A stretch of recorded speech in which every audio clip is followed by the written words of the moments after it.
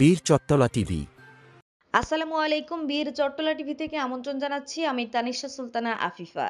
দিনাজপুর জেলার trainee recruit constable TRC পদে নিয়োগ পরীক্ষা ফেব্রুয়ারি ২০২৫-এর চূড়ান্ত ফলাফল প্রকাশ। দিনাজপুর জেলা হতে কোনো রকম ঘুষ তদবির ছাড়া সম্পূর্ণ মেধা ও যোগ্যতার ভিত্তিতে Bangladesh trainee recruit constable TRC পদে চাকরি পেল ৪২ জন।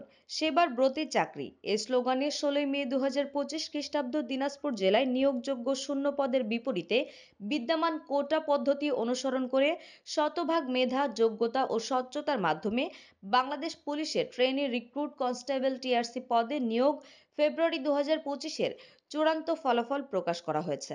দিনাজপুর জেলার সম্মানিত পুলিশ সুপার ও নিয়োগ বোর্ডের সভাপতি জনাব মোহাম্মদ মারুফাত হোসেন মহোদয় পুলিশ লাইন্স হলরুমে রাত ১১টা ৩০ আনুষ্ঠানিকভাবে টিআরসি নিয়োগ কার্যক্রমের সকল ইভেন্টে কৃতকার্য প্রার্থীদের লিখিত, মনস্তাত্ত্বিক ও মৌখিক পরীক্ষায় প্রাপ্ত নম্বরের ভিত্তিতে মেধাক্রম অনুযায়ী চূড়ান্তভাবে উত্তীর্ণ প্রার্থীদের নাম ও ফলাফল ঘোষণা করেন এবং জেলা পুলিশের পক্ষ থেকে আন্তরিক শুভেচ্ছা ও অভিনন্দন জানান।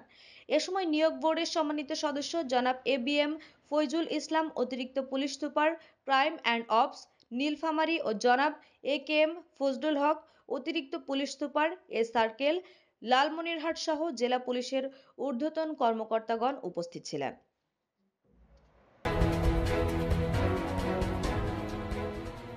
বীর চট্টলা